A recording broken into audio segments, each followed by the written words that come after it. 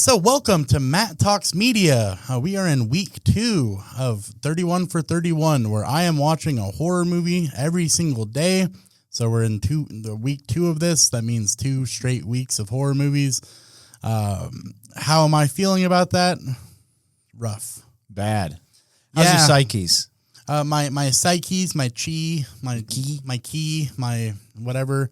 It's dwindling. This week, I think I have the lowest ratings so far. You know, you were so kind to get me some McDonald's. Wait, can you say McDonald's on a computer program? They are not a sponsor, but we're happy to say that. Can 2 white guys with a podcast say McDonald's? McDonald's? Only weird people say McDonald's. We'll check in with the experts. Anyways, you're halfway. Halfway. You went and got me some coffee. So nice of you, by the way. Thank you so much. No problem. We're also here, just so everybody knows how dedicated we are. This is the first day of fall break at Southwestern Oklahoma State. The campus is closed, but we are here in the building working on this podcast. Right. And you brought me coffee because you said, hey, come into work on a day that you don't work, exactly. On an hour that you don't work, because I don't work. Yeah, nobody does. And you got it at McDonald's. But you were telling me that you were in the drive-thru and you got a little spooked because someone did something relatively normal, but your brain's all scrambled with horror vibes, so you thought you were mid-murder? Yeah, so I'm waiting. So everybody in the town of Weatherford is in line at McDonald's, and some guy comes in the side entrance and just cuts into the line. And I think that's not normal. You go to the end of the line when you are waiting in line. With all this horror that I've been watching, my first thought was he needs to die. He needs to die. He needs to die. You were mid-murder as in you were about to begin the murder. Yeah, I was going to be the murder afoot. That's just frustrating. Who does that? People with dark souls. Yeah, Dark Souls. Not a sponsor, that video game. I wish they were, though. So what's the theme for the movies that I definitely didn't watch this time either? Theme. Is there because you're saying, hey, I'm grouping these together. Yeah, that stopped happening pretty quickly. And last week it seemed like found footage was the theme. Yeah, so week 1 was like heavily organized. So they were all found footage or like anthologies, like Creepshow is not found footage, but it is like an anthology series of short stories. I got a little too annoyed with how structured I made my 31 for 31. So right. I had a list of movies and I had them like grouped up, but then I decided I'm going to watch them as I want to watch them. So I decided to randomize them up. So there's not really a theme this time around. There's a little bit of everything. There's some aliens. There's some slasher films. There's some weird psychological, allegorical kind of thriller stuff going on. And I will say this week probably has the lowest rating so far. I know there's been only one other week, but right. But you've watched like 11,000 films. Yeah, so I've watched more films than I'm required to watch. There's been days where I'll watch 2, a minimum of 2, just because I'm into it. So how many total horror films have you watched? Do you feel like this is going to affect your ability to have healthy children in the future? Probably so. I think if I had to guess, because I have watched some bonus films, like I watched Stephen King's Thinner. I watched Pet Sematary. I was kind of on a Stephen King kick, so I watched some of his movies. So we're in week 2, but I feel like I've watched at least 20 movies already. That's a lot. That is a lot. I'm a media consumer. I do the whole dual monitor thing, so I'll be playing like a game on one screen and I'll have like a movie or YouTube going on the other. So I'm like always watching stuff anyways. Now it's just focused towards horror. That sounds good. I'm still binge watching the Walking Dead TM, right? Cool. You have to say TM because they're not a sponsor. And it got a little scary there at the end of season 4. It got a little glorpier and a little spookier, but now it's come back into more of a human drama. Yeah, I was going to ask you about that. I plan on doing like we mentioned the cold opener earlier, and I've been preparing Steven questions is what I call them. And my first one was I was going to check in with you about your Walking Dead experience. Like, how you feeling about it? How far have you made it? Is the gloop glorp too much? We, in my house, we just fire up whatever we're watching and we go straight through it until we're done. So, last year, this because we've talked about it, of course. I think we watched all 30-something seasons of Survivor over the course of a few months. Impressive. Very Similarly, impressive. I'm doing my work or cleaning the house, or it's just on the background most of the time. But it goes on until it's over. So that's what we've been doing with Walking Dead, and I like it. I don't like it when they like splorsh some eyeballs out or they cut a face open, but I do enjoy it. I've noticed with shows around this time, The Walking Dead, Breaking Bad, and then a couple others that are particularly popular. Maybe The Sopranos. I know that's a little bit older, but Love The Sopranos, by the way. when you binge watch these shows, you kind of pick up on things that the writers and creatives didn't really want you to notice. They expected you to kind of have forgotten about details in between episodes or weeks and stuff. I don't think that's a slight. There are consistently in The Walking Dead, there have been 2 black male characters. And every time a third character shows up that's a male black character, one of them dies. And it's always back to 2 within an episode or so. There's that saying I mentioned in person. When I was an undergrad, I worked at several nursing homes alongside my mother. And we have a saying in the nursing home industry, like they always go in threes. The classic nursing home industry. The old nursing home industry, but they always go in 3. Like when one person dies, 2 more people will die. Right. So maybe there's like a trope about like when you get to 3 black people, one of them's got to go. Well, and I don't know. And I feel like, who knows, maybe it's a writing room thing. Maybe it's the actors had to leave, but the characters themselves still had arcs, so they had to replace them. But it does seem a little awkward and maybe at times a little bit inappropriate if you're binge watching it. I think if you're watching it straight through, you're probably fine. Yeah, you probably don't even notice unless they are, they do have an important story arc. If you were to start a funeral home service, would you call it On Death's Door?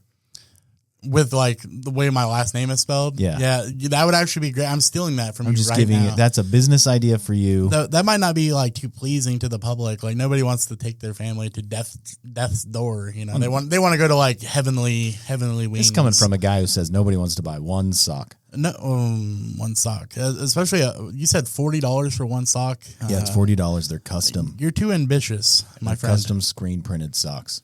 So another question I thought would be interesting for you. So you mentioned you saw the Book of Mormon and Rocky Horror Picture Show. I did over the weekend.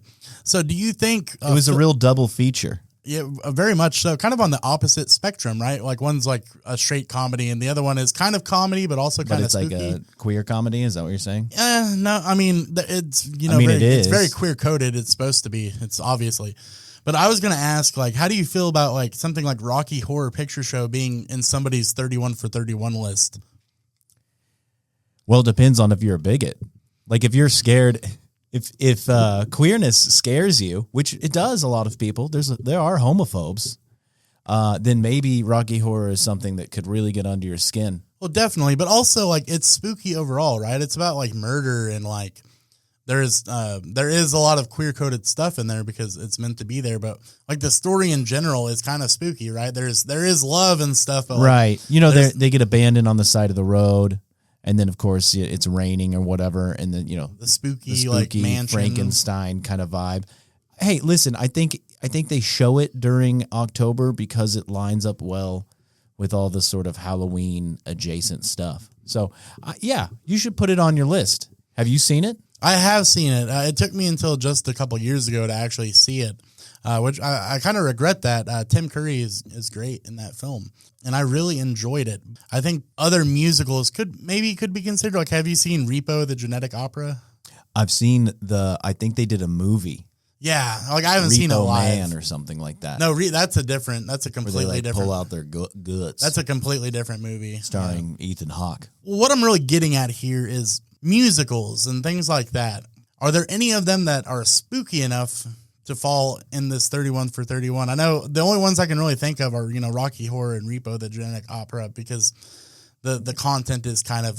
Well, the original Little Shop of Horrors, I would say is very much sort of a spooky thing. It's Aliens. You mentioned Aliens earlier. Yeah. You mentioned Aliens earlier, and I hadn't thought that aliens were typically seen as part of the horror genre.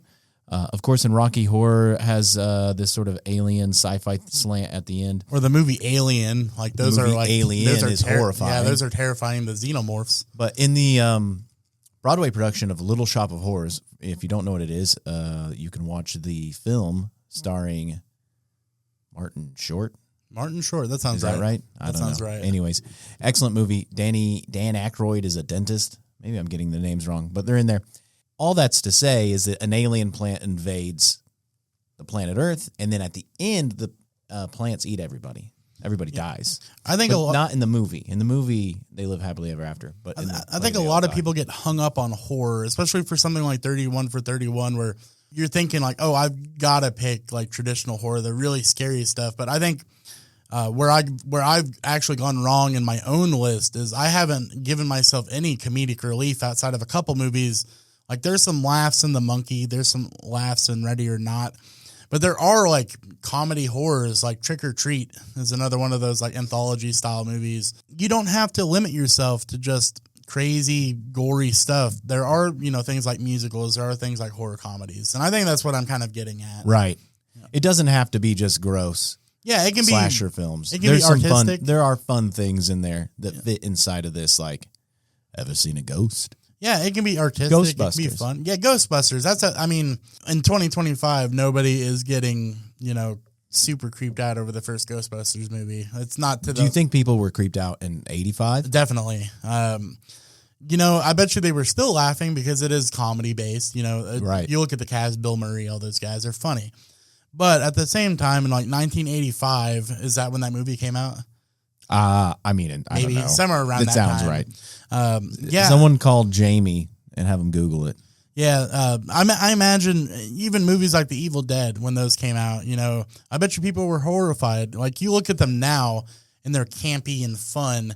But at the time when they came out, I think culture and society was a little bit different, right? Right. So I bet you anything, people were rather scared when they saw those movies in the We'd theater. have to dig up like some movie reviews written at the time. Yeah, or even interview people that saw them like when they came out. Yeah, but people are liars and they forget their own memories. Well, that is true. I mean, they might think of it how they would think of it now, rather than you would have to like go back in time and interview them like when they leave the movie theater. I'm a time traveler. Was this movie weird? Was it weird? Was it good? Weirder than you traveling? All right, so I've got one more question for you, and then we'll dive into a music break. You mentioned to me once before that you were a scary person in a corn maze. I was. Can you like talk about that a little bit? There's a local corn maze here in Weatherford, and every year they do a haunted corn maze where you walk through it and people jump out and they have masks and stuff. It was a lot of fun. They paid us in food. We're college kids, so we needed sloppy joes and hamburgers. My bit, I did two different bits. One is that I would stand on this little ladder thing that was part of the maze, not part of the haunting. It's just, piece of agricultural equipment. And I'd wait for a medium-sized group to come by, and I'd throw myself off the ladder. It hurt. I was reckless, and I would hurt myself. And then I would lay there until enough people had gathered around to try to help me and start kind of helping me get up and wake me up. And as soon as there were a few people who would get around, I would jump up real quack. I probably would quack. Enough people would gather around and I'd jump up real quick and shovel some dirt in my face and make some noises and just dart off into the corn, which worked. And it only worked if I had to sit there long enough and let people like actually touch me and like prod and poke me to see if I was doing okay. And it really bothered them. And then they would come out of the maze and report it to my boss and be like, hey, someone's in there. They fell. I think they hurt themselves. Can you go find them? And that's the real fear, right? Is that somehow you were complicit in the injury and or death of a person. You could be somebody's core like horror memory. Right. Does that make you happy? Maybe.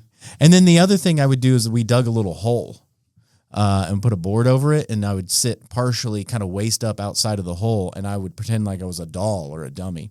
Again, you would have to really let people touch and like kick you because everyone is nervous and there's a bunch of college kids and they're like, oh, this one's not real, right? And they would kind of kick at you and stuff, and you just have to accept that and lure them into a sense of false security. And then once they had walked past me, I would jump up and make a bunch of noise and disappear into the corn. That sounds terrifying. And so they would turn around and I wouldn't be there anymore. And then they would start questioning, like, did we kick a guy? Was that a real person? Are we breaking the rules or, what's going on? And, all that's on top of the endless sort of sounds and music and other people screaming and chainsaws and all that kind of stuff. So we're having a Halloween party next weekend. Maybe we should like find some time to like. This is the last season that farm is going to be in operation. Shout out to PB Farms. Yeah, PB Farms. Maybe we should go out there and relive some of your memories. I'm not gonna do it. I want to see if you get scared, Steven. I will get scared, and I will not have a fun time. I'll do the maze with you. A la carte. A la carte? I'll do an a la carte maze. That means just the maze, no side dishes. Or maybe the maze is the side dish. Anyways, you can go during the day. You can, but it's not haunted then. Right. That defeats the whole purpose. You know what? Well, we can talk about it. You can talk me into it. I was about to say, you can go to a corn maze during the daytime, any time of the year. Well, not anytime. You just walk into the corn. Doesn't grow it's not always there. Well, you just walk. Well, when it is there, you just walk into the corn. There's times that you could go and it would make no sense. It's not a maze. I'm just in a field. You could be somebody's like horror memory, but I've got a friend that's working on a movie, and I'm going to read this. He sent me this movie description that he's working on, and I think it might relate to some of your core like movie, I don't know, horror movie experience. So I won't tell you what it's called until the end, but let's see if you can figure it out. All right. So decades after Charlie Babbitt vanished without a trace, a research team discovers the remains of a long-abandoned mental institution hidden deep in the Ohio countryside.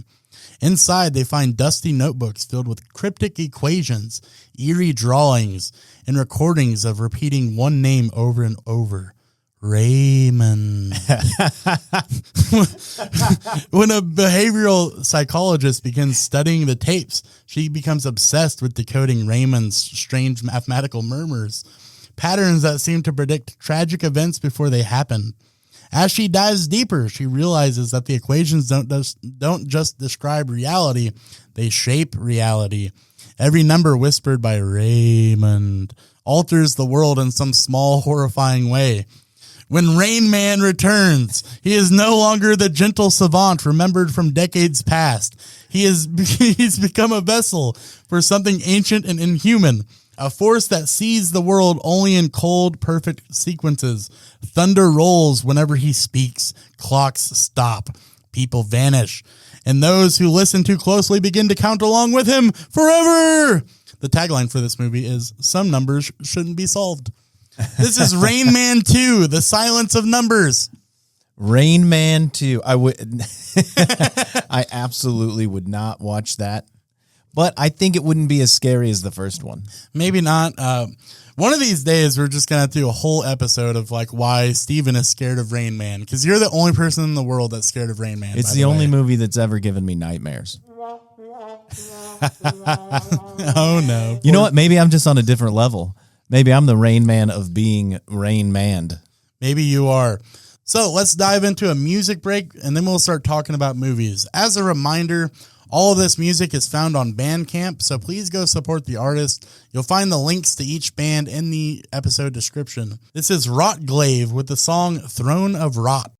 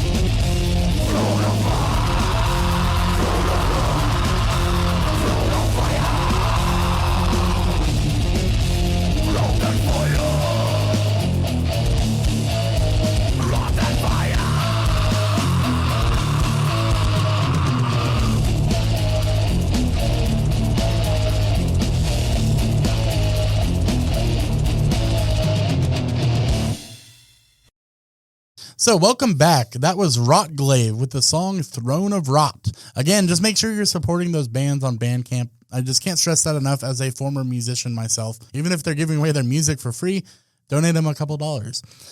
Let's dive into actually talking about movies. So we've investigated Steven for the first part. You know, as we always do, we like to poke at him and learn more about him. But let's talk about movies. He gave me some good feedback in the first episode. So what I plan on doing is kind of deep diving on 3 movies, a top-rated movie, kind of a middle-of-the-road movie, and one I just didn't like. And then after that, we will kind of, summarize the rest of the stuff that I watched. How does that sound, Steven? Sounds great. All right, so the first one we're going to dive into is Weapons, directed by Zach Krieger. It came out in 2025, so it's relatively new. I think it's probably not in theaters anymore, but it was in theaters recently. Do they still do those like dollar theaters after the main run? Remember that when we were kids? Yeah, they had one in Broken Arrow down the street from where I lived. I don't think it's there anymore, but I think they still exist, but they're not as like right. well known. Because the movie industry is not having a great time right now. No, COVID really hurt the movie industry. Right. COVID and Predators. Yeah, and the Predators. Not the movie Predators, which I hear actually did well, but yeah, child Predators. Yeah, there's a lot of stuff going on, and plus they've had a lot of strikes in the past, I would say decade. There's been a lot of like SAG-AFTRA stuff going on. But I kind of miss the dollar movie experience. It's kind of nice to, when you don't have a lot of money in your pocket, to still be able to go enjoy some media in a live setting. It's a little bit different than sitting on your couch watching Netflix. Yeah, so Weapons 2025. This is a film from the United States, directed by Zach Krieger. He also directed Barbarian. So if you watched that movie, which is also on this week's list, it's the same guy, produced by New Line Cinema. This one's got an interesting cast. You've got Josh Brolin. So if you're a Thanos fan. I am a fan of Josh Brolin. Yeah, Josh Brolin's cool. Not only Thanos, but he also did Cable. Oh yeah, Cable. Deadpool movie. Yeah, Cable. Was he in No Country for Old Men? Josh Brolin. He was the detective or something, right? No, he was like the main character, not the villain, but he was the guy like trying to run away with the money, and Anton Segura, the villain, was like trying to kill him. Just hammering on Josh Brolin. Like, let's just switch the whole vibe here. All Josh Brolin. Matt talks Brolin. He's also, and you should watch this. There's only a couple seasons. I think they canned it, but they're really good. It's called Outer Range, and it's like a sci-fi cowboy thriller where Josh Brolin finds a big hole on his ranch. Kind of like Westworld? No, I mean, like I'm thinking sci-fi and like Western. There's also Cowboys versus Aliens. He finds like a mysterious hole. And while he explores the hole, he learns a lot of things about him and his family. There's some time travel stuff going on. Okay. You should watch it. That sounds cool. There's not very many times where sci-fi and cowboys and Western stuff kind of mixed together. It's only been done a couple times. Westworld was one like that. And also Cowboys versus Aliens, which was like... That movie was bad. It's the worst. I think that's a Daniel Craig movie. And Harrison Ford. Yeah, it's just, I don't know what they were thinking, why they thought that was a good idea. I don't know, like, where they tested that movie, like, with audiences to see if it would be good, but maybe people in Arizona are like, we're being represented, yeehaw. I guess Nope is sort of sci-fi and cowboy. I have not seen that one yet. I don't think that's on my list, actually. You put that on your list. But yeah, as far as Weapons is concerned, it's got Josh Brolin, Julia Garner, and Benedict Wong. So those are some notable actors and actresses in that film. I think the impact of this film is significant, especially when you look at things like the box office. It grossed over $263 million, hitting $100 million worldwide in its second weekend. Is that high? That's very high. All right. I don't think it's like Marvel movie high, Sure. But for like a horror film, that's very good. Yeah. So, I think one of the cool fun facts that I found about this movie, and it's a paragraph that I'm going to have to read to you, but I think it's interesting. It may put some perspective into how this director does his job or how he thinks about movies. So Zach Krieger revealed through an interview with the Associated Press that certain scenes he thought of as so funny were to be cut if the jokes in question didn't elicit laughs from the test audience. He said, if the humor is coming from an authentic reaction that a character is having, then it works. Kreger said that there were a ton of jokes that didn't make it into the movie that he thought were going to be so funny.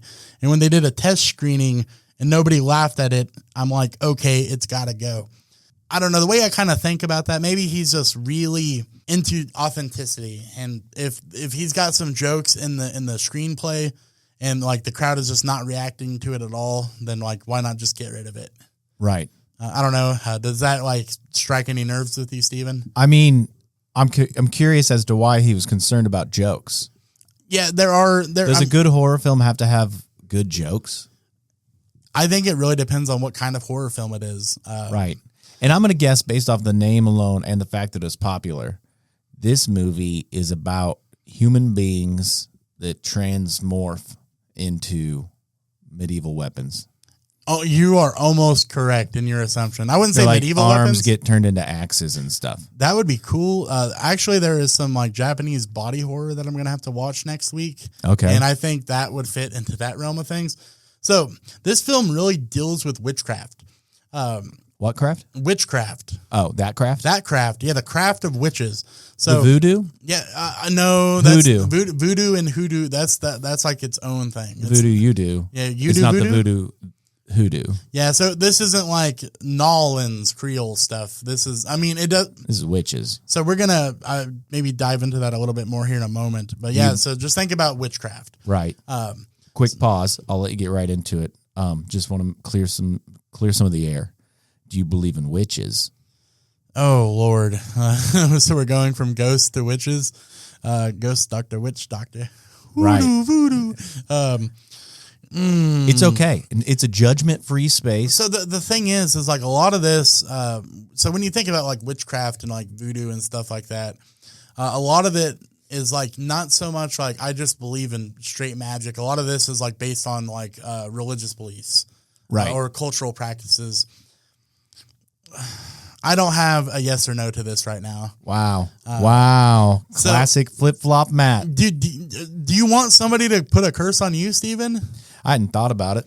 Yeah. What'd she look like? Well, no. No. No. Okay. So her name, the witch in this movie, her name is Gladys. Apparently. Sorry to be sexist. Witches can be boys. Yeah, that'd be a warlock. Oh, right. Anyways, what does it look like? I mean, yeah, let's not get into the gender politics of witchcraft. Yeah. Or maybe let's do. Yeah, we need to bring in some of our maybe some of our language and lit colleagues to be able to talk about that historically. But so kind of backtracking here, the movie does deal with like witchcraft. I think Weapons is a great title for the movie because she uses witchcraft to turn ordinary people into weapons. And what I mean by that is like through her witchcraft magic, she possesses somebody and they will go after a victim of her choice like relentlessly until that person is dead. So like, for example, in the film, again, I won't try to give too many spoilers because this one's still rather relevant. Right.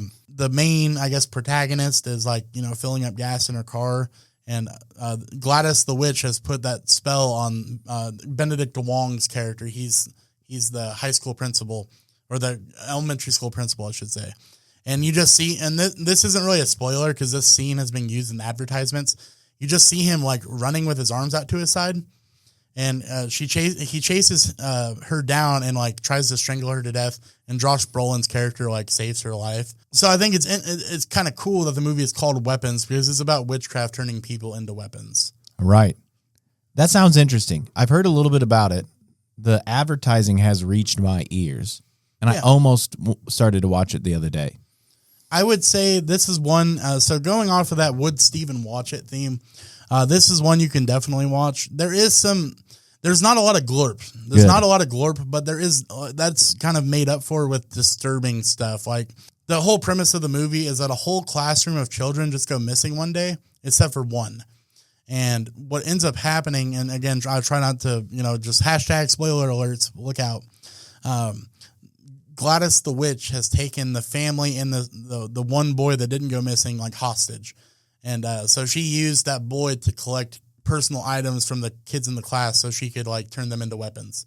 Because that's what this style of witchcraft involves, is like you need like a personal item from that person to like do the spell. So so where the gloop is not involved, it's replaced by disturbing images. So Gladys kind of has to do like, a show of force to get that kid to like not go tell people what's going on. If you tell people, I'm going to kill your parents. But instead of like just saying that, her parents are like in a daze at the dinner table, just sitting, like they can't do anything. And she like does something and they just start stabbing their face with the fork. It's like, okay. That sounds like a bad time. It is a bad time. There's not any glorp, but you just see like what's happening. Yeah. And like, he's like, stop. Okay, I'll do it. Please stop. Leave my parents alone. That kind of deal. So she uses like that brute force, like against his own parents to like get him to submit to like her will. What is the fear here? What is it, that someone else could control your body? Yeah, that is the fear. And also, and then what is this idea with the objects? So what are the things that they take? Is it like a capitalism thing? Like my body is property, and then if you somehow take from me, then you have leverage over my behavior because you have my material objects. That might be looking like way too deep into it. I don't know. We might have to see if Zach Krager will come into the office and talk. Zach, what the hell, man? Send me an email. He did do an interview with Last Podcast on the Left, which is where this movie, like how that got onto my radar, because I'm an avid fan of theirs. I don't think it's like that deep. So the items are just, so it's an elementary school. I don't know if your elementary school had this, but like mine had these like little cubbies where you'd put like your coat and like your like backpack and all that stuff. Right. So the kid, like during lunchtime, like instead of going out to lunch, because he's a kid that gets picked on, he goes inside and just like takes stuff from each cubby and like brings them to Gladys the witch.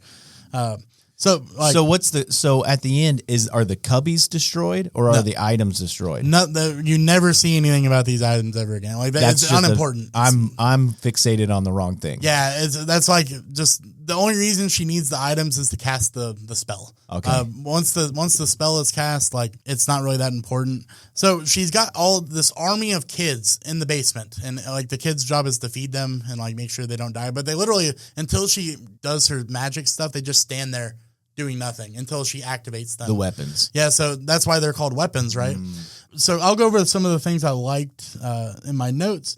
Some of the jump scares got me good. Like this movie is not full of jump scares like a lot of horror movies are, but like I think they're well placed, acceptable. It's not just like a jump scare around every corner.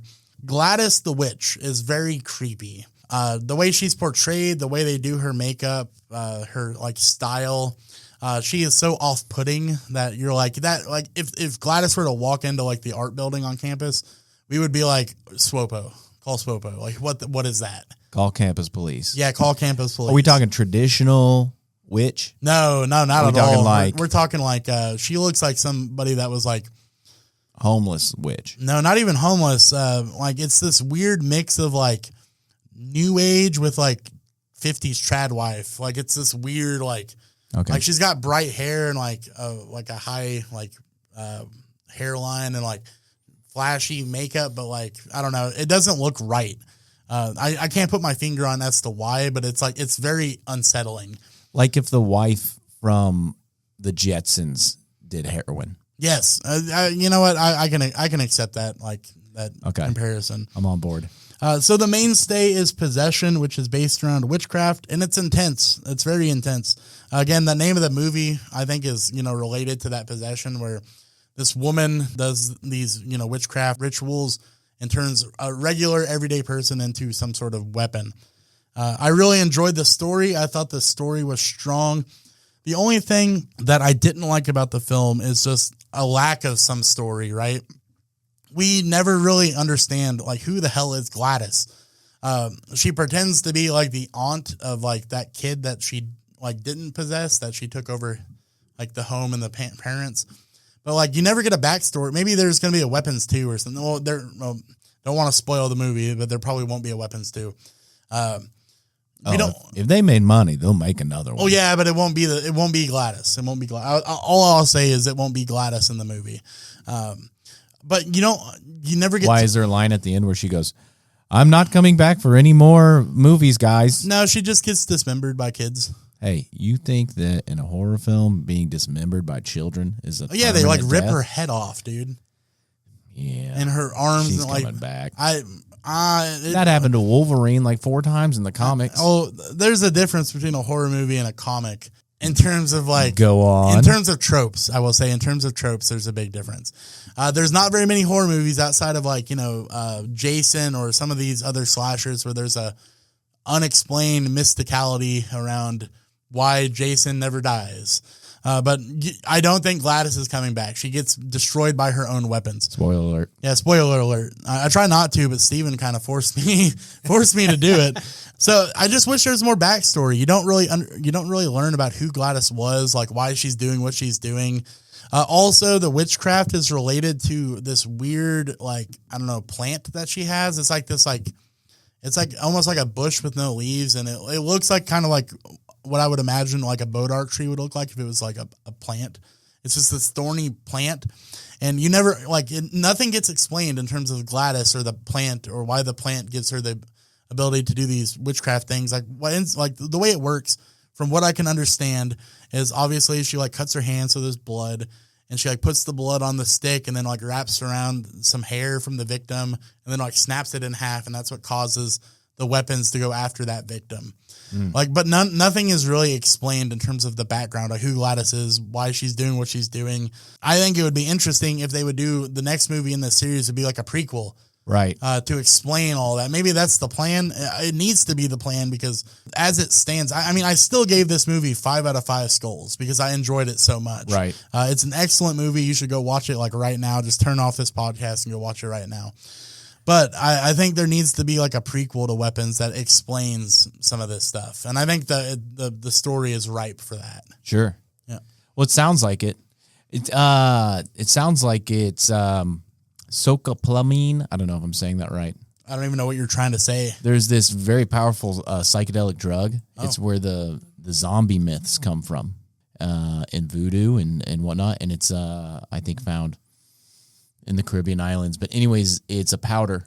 Oh, I think I've heard stories about this. And that, they used to, there are reports of people using it to disorient others, get them to give them all their stuff. They rob them. They kind of take all their things and then they disappear. And then they come to later and they're like, why did I do that? Where am I? Yeah. That's crazy. They call it, there's, documentaries about it and stuff like the zombie drug.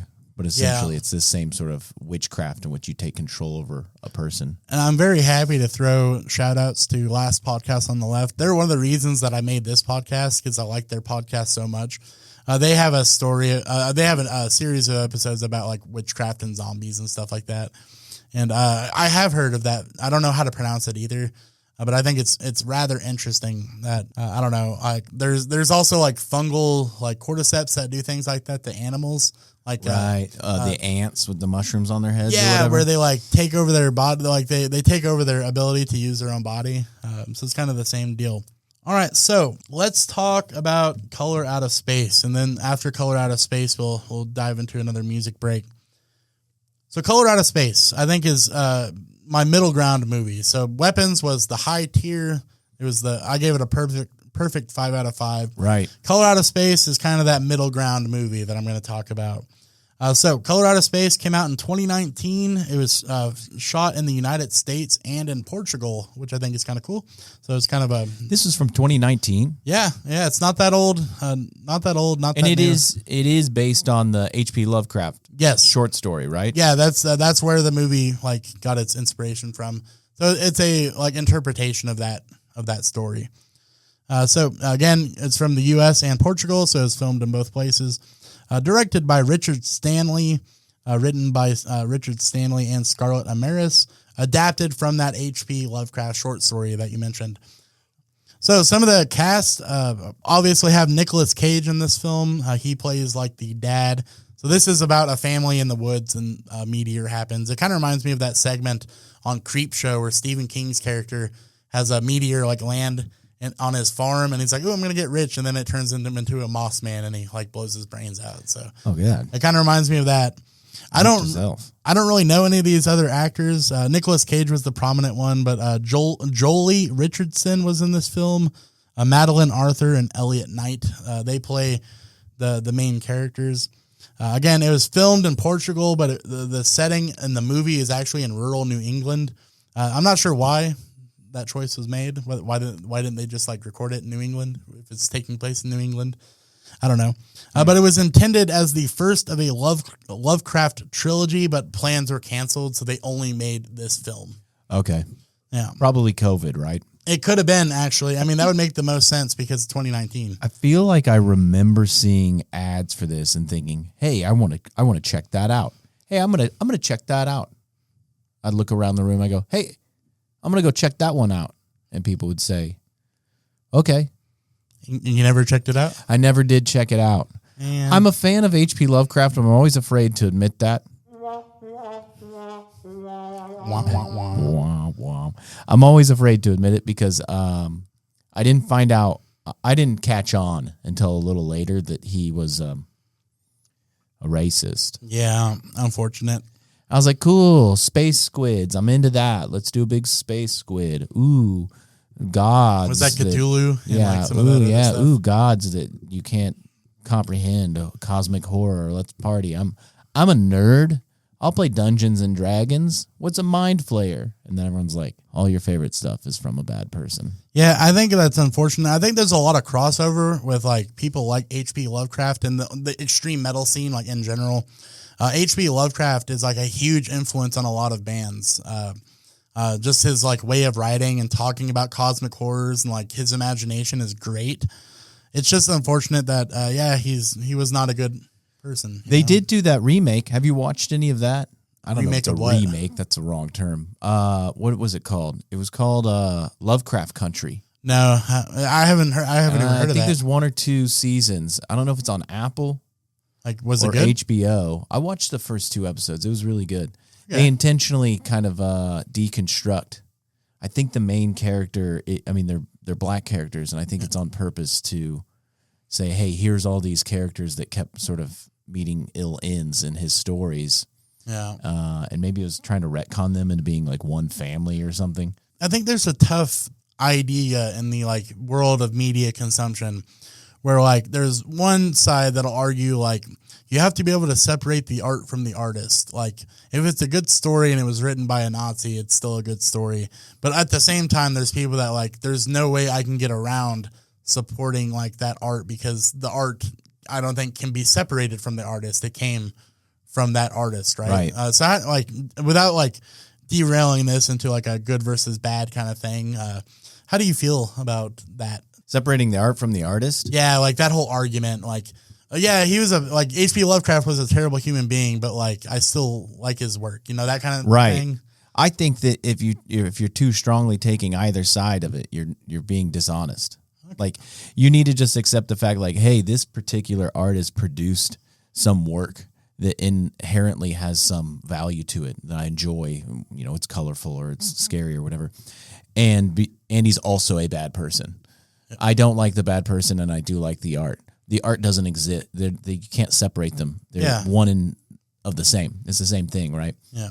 And you need to accept the fact that like there's a bad part of you, right? Like, yeah, that is true. You and yourself, Nobody's you like perfect. this because you are also a little bad, and that's okay. Stop trying to pretend like you're approaching some sort of artistic expression or some sort of medium as an objective, pure observer, because you're not. Because you're a little bit of a gross weirdo yourself.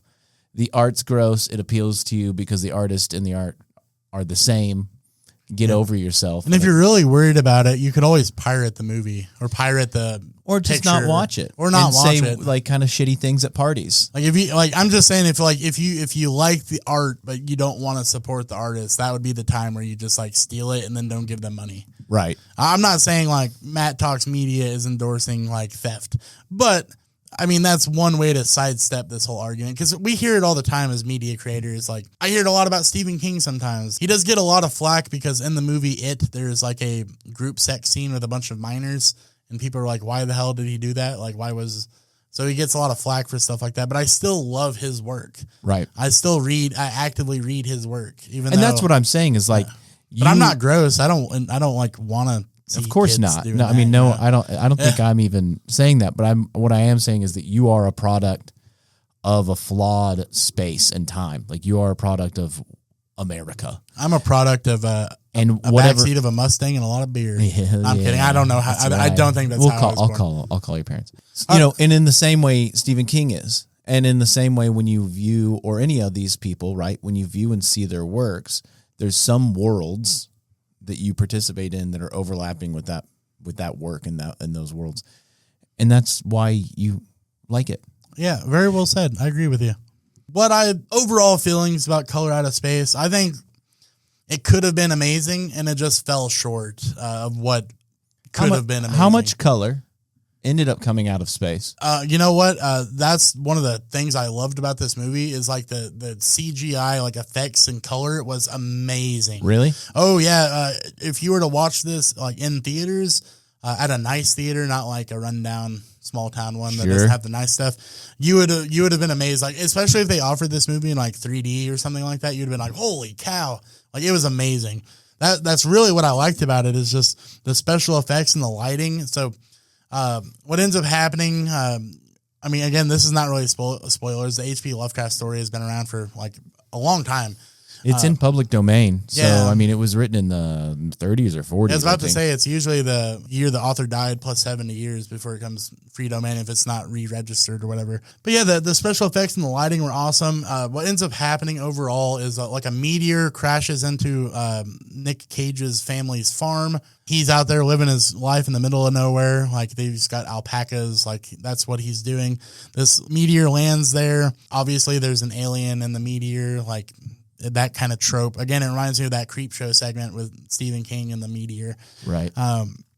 It ends up turning his family into, well, most of his family, all of his family really in the end, into this like weird alien thing.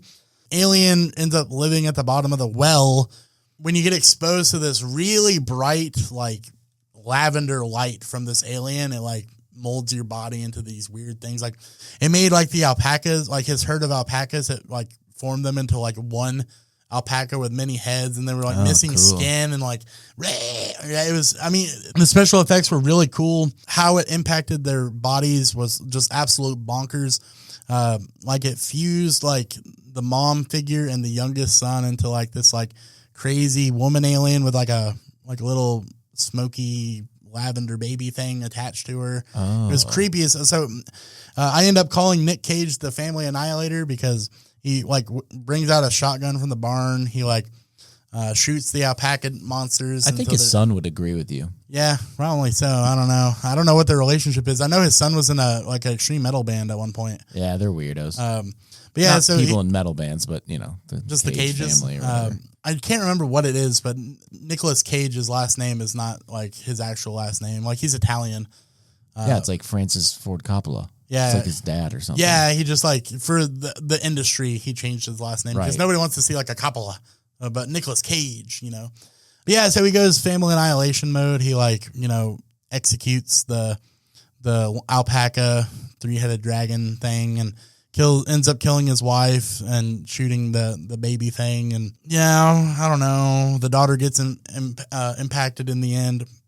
There's this scientist out there because he's like studying the water because there's a lake there. And I don't know. It's just the alien, like it blows up in the end and he survives. And like, he's just like, you know, at the end of the movie, he's like in retrospect mode thinking like, oh, the world is a crazy place, and then it ends. Right. You're like, dude, like, where did this alien come from? Like, what was it doing? Like, how's the government going to respond? There's no way that happened the way it happened and nobody noticed. Like, it looked like nuclear, like, fallout whenever that explosion happened, and he just, like, lived. And, like, there's no explanation of anything. And I haven't read the short story, so I don't know how closely it follows the short story, but, like, it just left me with, like, nothing but questions. I haven't read that story in probably 20 years, but I'll tell you this, not a word of what you just said jogged any memories. Okay, so, yeah, so it is an adaptation. It's not like... There is a space cloud in the story. It's kind of like some sort of like space cloud. I don't remember any sort of body melting or. I think the space cloud is. There's probably a scientist. There's usually like a guy in all of his stories that's like reading tomes and like slowly going crazy. Yeah. So the scientist is like a guy that's like I think he's like a postdoc or grad student or something, and he's like out there like testing the water for like the government or something. For like know. goo. Yeah, for goo, like contaminants. Like, and stuff we found that. some microbes in here. You know, that's the thing about being an academic is sometimes my research takes me on wild adventures. Yeah, I wish my research took me outside of my office. Here I am in a library looking at an old picture. An old tome? An old tome. Oh, is it the Necronomicon? And then suddenly a gentleman says, "You can't be reading those tomes after dark." And I go, "Ooh." I'm going to read those tomes after dark. And I'm like, "Why?" And like, "Because the library closes at 9. Oh, yeah. Okay, sorry. Sorry, Phil. I don't know. I'm interested. You know what? It's not a terrible movie. I gave this one a 2 out of 5. That seems low, though. Yeah, I mean, maybe like it could be argued that maybe it could be a 2.5 or a 3. Right.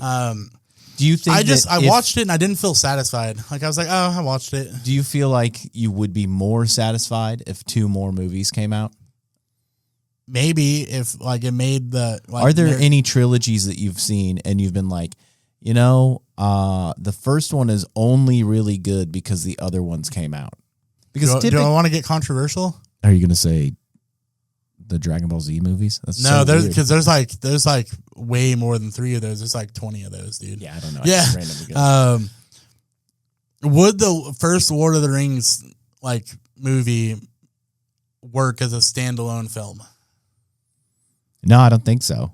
Yeah, the narrative doesn't fit it. Like, you know, like the journey is not over at the end of the first one. Right. It'd just be weird. I'd be like, what happened here? So I guess like technically that would count because you need the other ones for it to work. I guess maybe the question stands are there some scripts out there that might be like, oh, okay, I'm on board now. Was it a big prologue? Did it feel like a big epilogue? It felt like an incomplete story to me. That's the wrong word. It felt like it was just missing due to COVID, due to some constraints. I don't know. It was just like it was like an essay where like they randomly decided to take out like a couple pages in the middle, a couple pages at the end, like right, one from the introduction, like. So that I mean, the movie starts off with a girl, the daughter of Nicolas Cage, is this young, like she's into the occult stuff, but so like the movie starts with her doing some weird ass ritual. And I love rituals. Yeah, and this like the student kid like walks up to her and she's like, "You're on private property." Like nothing. But I'm a scientist. But nothing gets explained. Why is she doing this stuff? What is going on with this family? Why is like how does the space thing work? And where like what happens after this explosion? And I don't know. It just feels like it's missing stuff. So that's why I gave it a 2 out of 5. Like I never got. I couldn't get over the plot holes. It just seemed lacking. It seemed like things needed to be explained better. I could live with that with weapons because even though like weapons missed the whole backstory of like the witchcraft and Gladys, like the story was still really good. Well, it's really hard, I think, to create a narrative in which the antagonist or the big bad or whatever you want to call it literally comes from outside of the world. Yeah, outside of reality for us. And then you don't spend any time explaining how or what the world is. Like I think you have to do a lot of world building to have like a cosmic entity appear.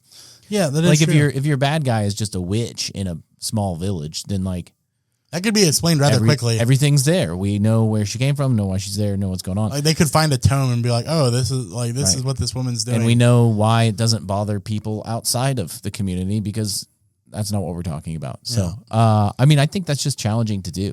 Yeah, so maybe I was too hard on that one. I gave it a 2, but I feel like it could fall into that 3. Like the special effects and the lighting and like the effect of the cloud. Maybe I think what that light is supposed to represent is that cloud from the story. Right. Because I haven't read the story. It's only like 30 pages, I think. Maybe I'll have to check that out. Maybe that'll like clear some things up for me. Right. Again, it is an adaptation. It's not supposed to be like a word for word. You should read it and then let me know. I'm not going to read. Yeah.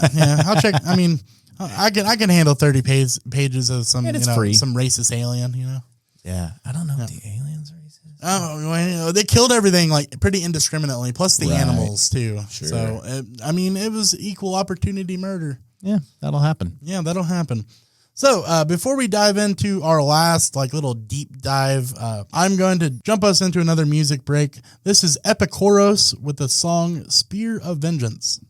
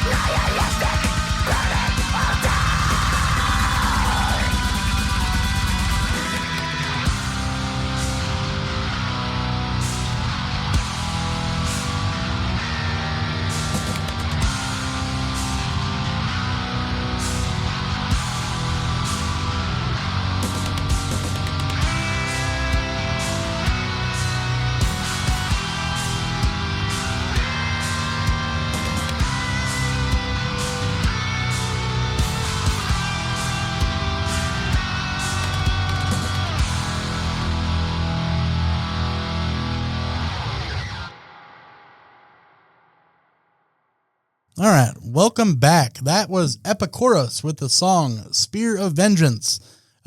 If this horror movie talk isn't scaring you enough, Steven just let me know that the government is still shut down after its 10th attempt to restart. Reopen, I guess? Reopen.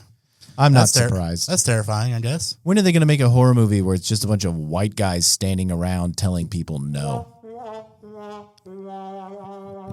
I've been using that sound a lot this episode. Yeah, it's fun. Yeah, fun. So we're going to do our last deep dive, and I think this one will surprise the most people. So I'm going to just formally amend my statement earlier. We're going to give Color Out of Space a 3 out of 5. I'm moving it up from a 2. After discussion with Steven and making me think, I think that movie deserves a 3. This movie does not deserve a 3. So we're going to talk about Terrifier, which has become its own cult classic in such a short amount of time. So we're talking about the first Terrifier. There are 3 now, but I decided, if you're going to dive into a movie, you don't want to start on the third one, right? So when I did my little spinning wheel, it did land on Terrifier 3, but I was like, I need to watch the first one. So Terrifier, this is from 2006, filmed in the United States. It was directed by Damien Leone, also written by him, produced by Dark Age Cinema. Now, I don't think there's really any cast members that have very well-known careers here. So Mike Gianelli is the one who plays Art the Clown in this film. I think that may have changed in the newer films. I'm not 100% sure. Jenna Cannell plays a character named Tara, and Catherine Corcoran plays Dawn. Those names, I don't know them from other films. In terms of reception and impact, they had a very low budget. I think they literally filmed the first Terrifier with $250,000. I think that was their budget. But it was praised in horror circles for its brutality and makeup effects, which leads into fun facts for this one. I think it's important to mention these, kind of to get into the Damien Leone's mind. So Art the Clown originated in a short film from Damien Leone. So it wasn't a brand new character that he developed for this movie. He had appeared before. He becomes a modern horror icon through viral word of mouth. I remember when Terrifier started really getting talked about, I saw pictures of Art the Clown all over my social medias. And I don't even know if that came from the first one. At least in my circles. I think Terrifier 2 and 3 like really got people talking about Art the Clown. I think it's rather interesting with such a short budget that Damien Leone like directed the film, and he also did all of the makeup and special effects with the blood and stuff. So That's impressive. Yeah, he directed That's a lot of work. Yeah, it took years for this movie to come out. Wow. Because he did all that himself. Now, he did get, obviously, the success of this one gave him more money for 2 and 3. So I don't know if he did all of the like makeup and stuff like going forward, but for this one he did. Right. So that's cool. Yeah, you're a multifaceted theater guy, even though you don't like to be theater guy. Yeah, can you give me some like insight, like taking on multiple roles like that? Like, what is that like? It can be. It's time. It's weird. You know, it's an odd place to be, and I don't know. You know, my movie making experience is pretty limited, but inside of theater spaces, it can be really challenging to not just create time in the day, which you can never really do, right? It's not just that, but it's also getting your mind into different modes of thinking. Yeah. You know, you're not if God, you're a director you can't make time. and you're trying to think about composition and, you know, movement and camera movement and all these sorts of things that maybe a director or a cinematographer might think about, it's a very different way of thinking about the world and the story than it is to turn around and then go like start applying layers of latex on someone's face. Yeah. You know? And like lighting and sound and like all of those things. You know, and I've been on stage before, you know, at least in college, where I've, you know, was an actor. And then also I was a lighting designer. So it's strange to kind of be focusing on a character or your embodiment of a character and then have to say, hey, all right, everybody, stop. Don't move. I got to go look at the whole picture. Yeah. So I'm always impressed when people make films or do theater productions that are complete in which they do multiple roles, right? Because it's not just time, it's scale of thinking, you know? Yeah. So I don't know, sounds cool. Yeah, it does sound cool. I mean, you don't hear about that in like major motion picture, right? Like the director is not doing anything else but directing. Right. You know, and that's usually the case. You know, sometimes directors are also the cinematographers or, you know, camera one guys just because the size of the project and, you know, they don't want to necessarily compromise their vision, but many times they also, you know, they don't actually operate cameras, and it's rare that you hear them, you know, doing anything else. You get actors who will sometimes double as directors. That happens kind of a lot. Bruce Campbell from the Evil Dead series does that. Right. Yep. And I think that might be a touch easier because you still are able to maintain and a focus on the narrative and storytelling itself without getting detached. But once you start trying to do extra technical work, it's just different, you know? Yeah. I got to think about how am I going to hang these lights or focus these lights or, you know, move, you know, this equipment around is not the same thing as like, does the character have feelings, right? Yeah, very different worlds. I think there's a parallel here to like the world of journalism as well, even, you know, kind of correlated to theater and what Damien Leone is doing, where, you know, at one point in the history of journalism, like, a news organization they would hire a photographer, they would hire a videographer, they would hire a writer. They would hire one person to cover like one part of the aspect, right? Or the aspect of the industry. Nowadays, like in J school, like if you want to be a journalist, like you have to be able to write, you have to be able to take pictures, you have to be able to take videos, you have to be able to edit. Like they want one person to do all of that instead of like one person per thing. So it kind of reminds me of that whole thing. Almost like on the flip side of it, where like in, you know, theater and film, you usually have one person covering one role, whereas in journalism, you have one person covering all roles. Right. Yeah. The multi-hyphenate thing works sometimes if you got enough time and money, but or drugs to keep you going. Right. Yeah. Or if you can stay up late. But I think a lot of times that if you have committed members of your team, it's always better to have someone else who can really focus in. I'm hoping I'm pressing the right one, but Damien Leone, you know, hats off to you. Yeah. I think for making something that people seem to like. Yeah, and you know, being a multifaceted part of that process. I'm sure for him it was probably like really rewarding to be able to Damien, these two guys in this room in this rural part of town, we're proud of your crappy movie. Yeah. We love the work you put into it.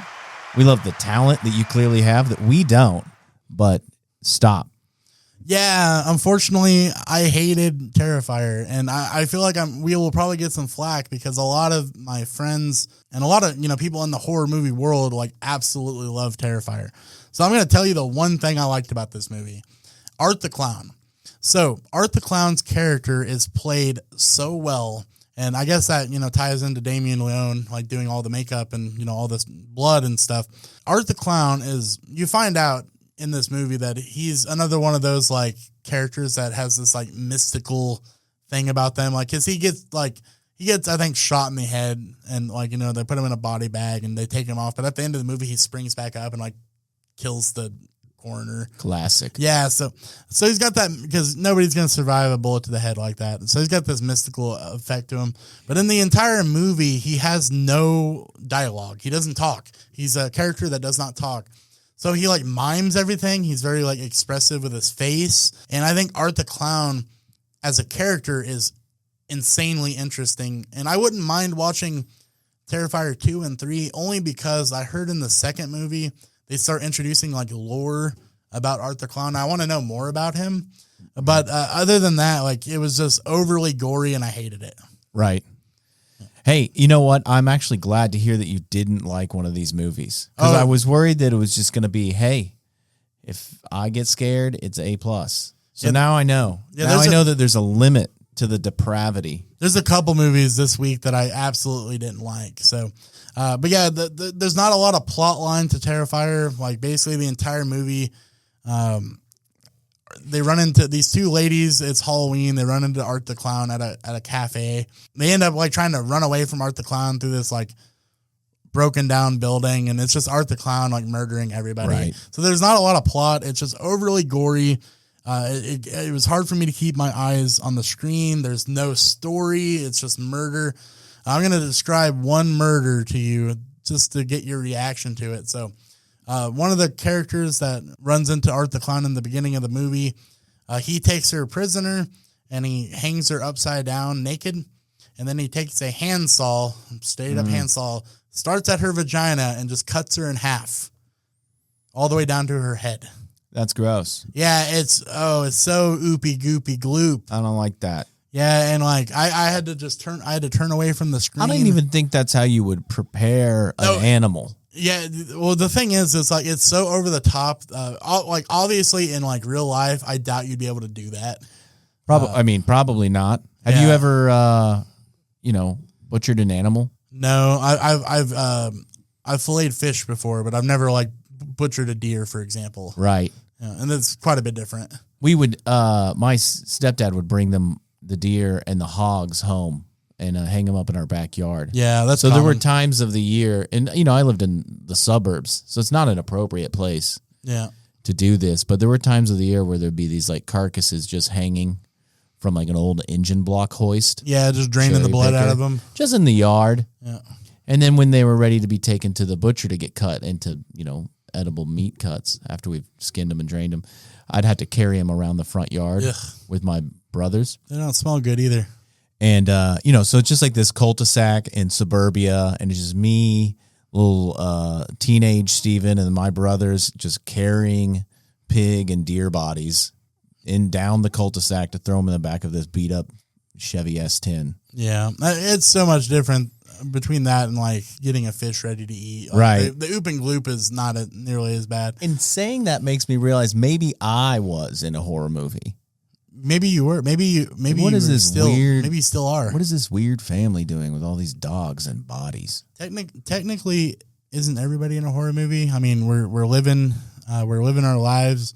We're feeling pain. I mean, yeah, every now and again we're happy, but like then we die.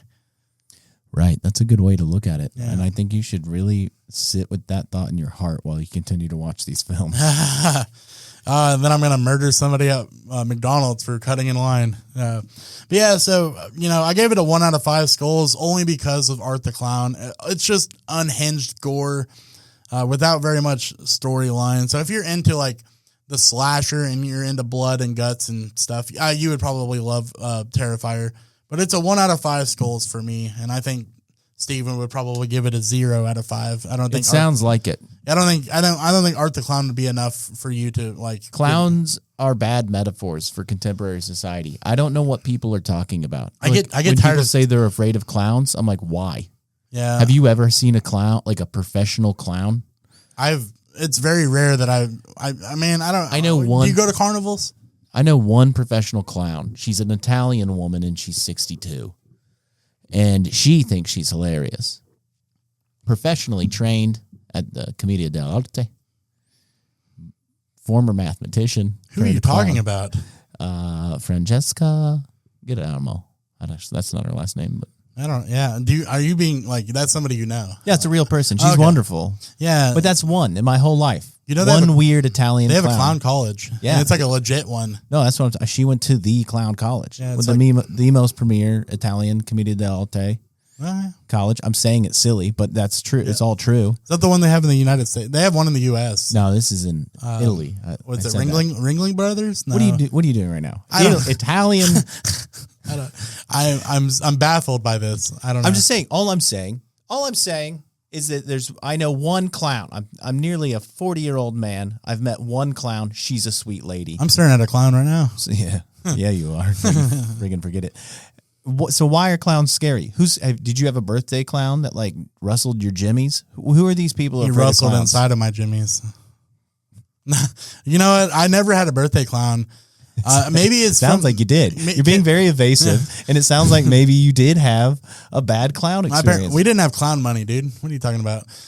Is that what it is? Rich people have clown money? I guess. Maybe the movie It is the reason people are afraid of clowns. Was there a prominent clown in a horror movie before It? I don't know. No. But it's a common fear. It is a common fear. Kind of On like Family Feud, that shit pops up 1, 2, 3 or something. You know, there's a weird human, like, it's one of those innate human fears that, you know, we get, like, scared of thunder because, you know, back when we were cave people running around, like, a thunderstorm could mean, like, could mean, like, a lightning strike and our village is going to catch fire, you know, whatever it is. You think the fear of thunder is like a biological fear response? It could be, like, you know, like, deep down in our, like, human subconscious. Hey, not my field. So yeah, not my field either, to run be with honest. But, you know, so along those same lines, I think there are certain things that scare us that are, like, deep in our subconscious. Like, you know, that whole uncanny valley thing where people's facial features are, like, slightly wrong and it, like, creeps us out real bad. Yeah. So I think that is also something, like, deep in our subconscious because of maybe, like, aliens, for example. Like, the grays. Dead people. Yeah, dead people. Like, have you ever seen a body? Yeah, I have seen a body, unfortunately. The uncanny valley right there.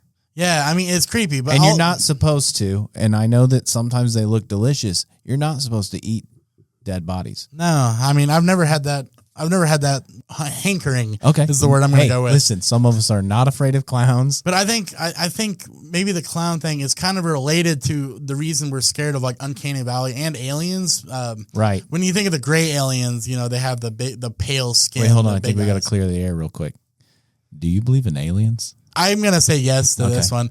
I think you would have to be irresponsible. I'm not taking good notes. Yes, ghosts, maybe witches. Yes, aliens. Yeah, right. because, like, you would have to be irresponsible to think with how big the galaxy is that we are the only intelligent life forms. Irresponsible. Even more so than ghosts. Like, it is, dude, I am like 99.9% sure there is other life forms. I'll say that it might be irresponsible to not believe in ghosts because the idea is that ghosts will mess with you. I don't think it's irresponsible to not believe. Mars attacks, bro. Okay, fair enough. But, you know, at the same time, didn't they find, like, on Mars in that, like, you know, the frozen water they found there? Like, didn't they find, like, they found organisms or something? No, if I understand it correctly, I believe they found some of the like, chemicals that we have observed or understand or seen to form proteins. Okay, I mean, so we're not far off from being able to say, like, maybe there was something living here at one point. Or maybe there might be one day. We just don't understand. Yeah, exactly, Yeah. right? So I just think with Ghosts, witches, aliens. Okay, there's more. Yeah, there's a whole list. We'll figure it out by the end of this. Cryptids. I don't know if I have any cryptid movies on the list, but yeah, let's not get into that now. We'll be talking for hours. We're going to go through a couple of these movies that I've watched overall, I don't know, pretty quickly. I don't want to spend a ton of time on each one. So between last Thursday and this Thursday, here are some of the movies I've seen. And again, I think it's going to be fun for Steven because I think last week, like everything was like a 3 out of 5 or higher, and I liked everything. We're going to start off with Infinity Pool. Have you heard of this movie? No. All right. So this was filmed in Canada and Hungary in 2023. It's got one of the Skarsgård brothers in it. So it's got Alexander Skarsgård. It's got Mia Goth, who is getting popular apparently. Yeah. And somebody named Cleopatra Coleman, which I don't know who that is. Cool name. Yeah, Cleopatra. Like, you know, good for her. So this is like a kind of like a body horror film. And I think it's interesting to note that this film received an NC-17 rating before they cut some stuff out of it. So it was really graphic, and it's still kind of graphic. What I liked about the movie, I got to see Mia Goth's boobs. That's cool. Oh, okay. She's got some boobs. People do. Yeah. It's a thing. It's a thing. I got people boobs. have. You got boobs. Hey, why not? Let's touch our boobs. Okay. So that's happening. Yeah. Okay. I don't know, without getting into a giant plot summary, they're on this island vacation thing, and like Mia Goth and her partner in the film, and like Alexander Skarsgård and his partner in the film, they go drinking and having fun, and Skarsgård's character accidentally hits somebody on the island with the car and it kills them, and instead of turning it in, they hide it, and they get caught. And one of the punishment on this island is that they clone you. And then they allow the victim's like family member of their choice to like kill the clone, like they get the satisfaction of like revenge. So Skarsgård's character like gets cloned, and then this young kid like takes a knife and just like stabs him in the gut a bunch of times, and he dies. And it's just like this idea over and over again, like, did they kill the real him, the clone him? Right. He gets cloned a couple more times, and they do weird things with the clones. The reason why I didn't like this film, and I'll talk about the rating here in a moment, is the first 30 to 35 minutes of the movie, I had no freaking idea what was happening. Like, I couldn't follow the plot. Like, what's going on? It should not take that long to like have a base idea of like what's going on in the film. The only thing in that first 30 minutes that I know for a fact happened is that Alexander Skarsgård gets jacked off by Mia Goth. Oh, you don't see the whole the penis and stuff, but you see you hear him going, and they actually, for some reason, the director decided, we're gonna take something that looks like cum, and we're gonna let you see that hit the sand. Sure. Like, why? Like, why did we need that? I don't know. Hey, man, if you can't talk about these things maturely, then can you talk about them at all? Yeah, that is true. I guess, you're right. I just was like, why would they need to include that? He's getting jerked off. Because it's scary. Yeah, cum is kind of scary. I don't know. So the movie seemed super allegorical in terms of like meaning making or an attempt at some sort of meaning making. Like, are they trying to talk about cloning? Are they trying to talk about like guilt? I don't know. I couldn't figure it out. At the end, I just felt annoyed that I watched this movie. Right. So I gave it a 0 out of 5 Infinity skulls. Pool. Yeah, Infinity Pool. 0 out of 5 skulls from Matt Talks Media, at least on Matt Door's side of this thing. Steven might like it. I don't know. I hated it. At the end of it, I was annoyed that I even watched it. So that's finally one that I just absolutely hated. Outside of Terrifier. At least Terrifier had like a interesting character to follow. I like clone stuff. When I was a kid, I saved up a bunch of money vacuuming this old appliance store. Okay. And I bought the Spider-Man graphic novel where he gets cloned. And it stuck with me because at the end, one of them dies, and you never really know which one was the clone and which one wasn't. That is an issue. And I think I don't know. This is a big commentary about the ethics of like cloning. Who knows? I really haven't investigated. They're any cloning further. people. They are. Yeah. I mean, okay. Well, so before we move on to the next one, I'll describe one scene that I thought was strong in particular. Like Mia Goth's character, like you think she's like kind of like on the in group in the beginning of the film, and then it turns out like I don't know, like these people are like insane. and they like clone a version of Alexander Skarsgård, and they like torment him to the point where he's like lost his humanity, and they like walk around with him like on a dog leash. Right. He's naked, and they're like, you have to kill this version of yourself. And he won't do it. He throws down the knife, but like the dog version of Alexander Skarsgård like goes crazy and starts like strangling him and trying to kill him. So what ends up happening is like he ends up beating the dog version of himself to death with his fist. And I think that's supposed to symbolize something. It's like this rabid version of himself. Like the animal nature of man and how it's always present inside of you, and the versions of who you are being at war with each other. It sounds like some alpha male Andrew Tate. It does. Bull crap. Could you beat yourself in a fight? Hell yeah. You think you could? Me up. Yeah. I don't know. Like, I would absolutely trash me in a fight. You wouldn't feel weird like beating yourself to death? Nah. If there's anyone in the world that I think I would be comfortable ending their life with my own hands, it would be me. Yeah, I guess. But not like me, because I like me. Clone but you. A clone me, it's going down. Yeah, like no questions asked. There can only be one Steven in this world. Yeah. I don't think that would happen, though. I think we'd probably get along. We have a lot of similar interests. You'd be like, hey, you want to get a beer? And your clone, you'd be like, hell yeah, brother. You'd shimmy on down to the 117.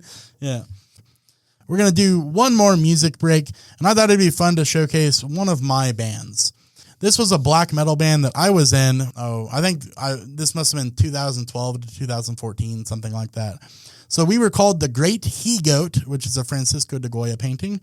And this song is called Cantharos Raised Above Me.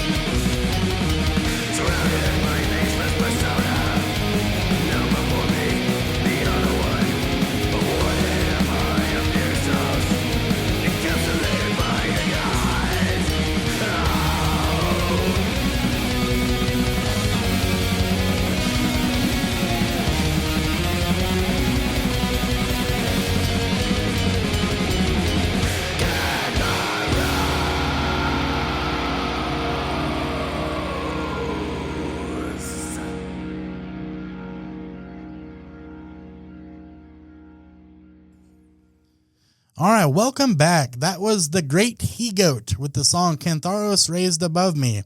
Interestingly enough, I played the bass on that song, that whole album actually, and I wrote the lyrics to that song. Steven, what we're going to do is for these last 3 movies, I'm going to just quickly go over what I watched and how I rated it.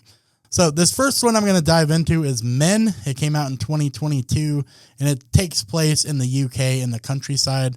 And the reason I bring that up is because it's relevant to the plot. There's a lot of themes of like paganism and like ritualistic stuff in this one. Overall, what I liked about it is I think the story is impactful. It deals with grief, mental health, and things like toxic masculinity. And the scenery of the film is really nice. And that's that shout out to like where it was filmed. What I didn't like about it is that it's not very scary. There's some chase scenes. There's this, part with the Green Man, which is a pagan idea of like birth and rebirth. All the toxic men she's been dealing with in her recent life, they get like bloody and pregnant, and then they birth the next guy, and it just keeps happening over and over again. Weird. Yeah, it's very weird and nasty, and just it's visually horrifying, but like not in the horror movie sense. It's just like, I don't want to see that. You see like a head coming out of a vagina, like that kind of thing. So that's not horror. That's the beauty of life. But it's a full-grown man. Okay. That's what makes it weird. And it's also this weird green man with like leaves coming out of his skin because it's like, again, some sort of like, I think it's like an old pagan thing, like an old Saxon thing because it takes place in England. Right. So I gave this movie a 1.5 out of 5 skulls. Wasn't horribly scary. I just didn't like it. I don't know much more to say. I watched another VHS movie, so we've talked about a couple of those so far. Yeah, it seems like there's a lot of them. There's more than 5, but less than 15. Okay, so somewhere in there. That feels like a lot, though. Yeah. So this one is VHS 99. So it's based on the Y2K thing.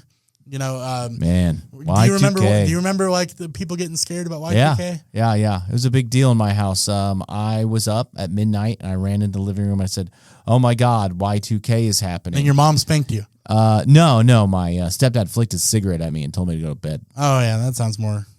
Your mama wouldn't do that. Your mom is nice. She's a sweet lady. Yeah, she is. She would never flick her cigarette in the house. How irresponsible. Very irresponsible. So this one is definitely like all of the other VHS movies. It's like the anthology found footage kind of thing. Okay, yeah. And it's around Y2K? Yeah, it's like themed around Y2K. I could get behind that. Yeah, I like all. You know what? I would feel safe to say that all of the VHS movies are going to rank between 3 and 4. Like every single one of them. Quality setup. I haven't seen a bad one yet. I gave this one a 3.5 out of 5. It's more sadistic than the original VHS. It's got some cool segments. Like one is called Bitch Cat, and it's about this female punk band. It's kind of cool. They turn into zombies. There's one called Ozzy's Dungeon, which I think is relevant because like Ozzy just died not too long ago, and it's called Ozzy's Dungeon. Yeah. This came out in 2022, so they didn't know. Yeah, they didn't know. But there's this Ozzy's Dungeon game show where it's this game show that's really brutal. And I think it's interesting. Again, more sadistic. 3.5 out of 5 skulls. I'm going to just say this right now. Like every VHS movie like is a safe watch. I don't think you're going to hate any of them. Right. And then lastly, we have X. So this is going to be for the fans of the slasher film. This also came out in 2022. It's a A24 production, and I gave them a lot of hype earlier. It's another Mia Goth movie. It's got Jenna Ortega in it. Is she the new Wednesday? Yes. New Wednesday Addams? She is the new Wednesday Addams. I'm tired of seeing that shit. Yeah, you know what? I don't know how to feel about that. I don't care about it. Stop trying to sell me an Arby's burger with a Wednesday Addams. That's Wendy's. It's Wendy's. Oh, so it's Wednesday's Addams? Yeah, Wednesday's Addams? Yeah, it must be. I didn't know I was saying it wrong. This is another Mia Goth film. She plays Maxine / Pearl. Again, is it part of the trilogy? It is. I think this is the first one. I think because Maxine and Pearl are their own movies. Right. It's got Jenna Ortega. Kid Cudi?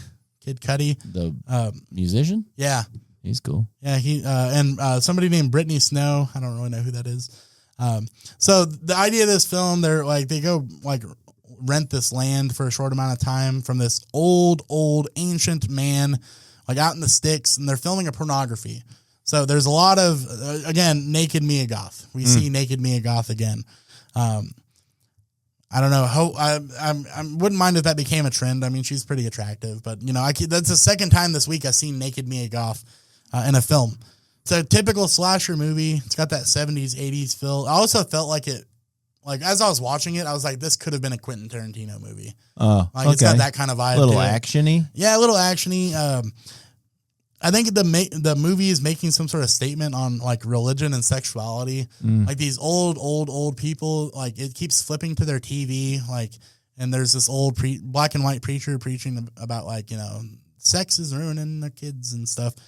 And the old woman is like kind of senile, and she starts murdering the people that are there filming the pornography in weird ways. Like one of them is rather impressive, and I'll only talk about this one. The big Texas cowboy looking dude who's the producer goes looking for his girlfriend, who's Mia Goth's character, and he's like looking through these like little old holes in the barn wall, and a pitchfork just gets shoved into his head. Oh, bummer. Yeah, but like you would have to be a very impressive murderer to be able to like line up how that pitchfork went through the holes to actually like. She could have practiced. She could have practiced. She's also ancient, so she's got life experience. Yeah, she has experience. She's probably slung some hay around before. So I will say this movie was heavily inspired by the Texas Chainsaw Massacre, which is very apparent. It's got that kind of vibe. That creepy-ass grandma had my skin crawling the whole time. I gave this also a 3 out of 5 skulls.